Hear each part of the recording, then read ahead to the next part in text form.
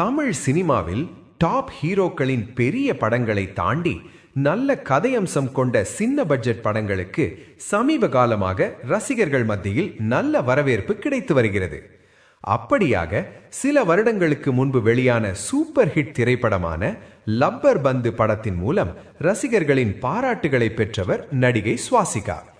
அந்த படத்தை தொடர்ந்து நடிகர் சூரியுடன் நடித்த மாமன் படத்திலும் தனது இயல்பான மற்றும் திறமையான நடிப்பால் ரசிகர்களை கவர்ந்தார்.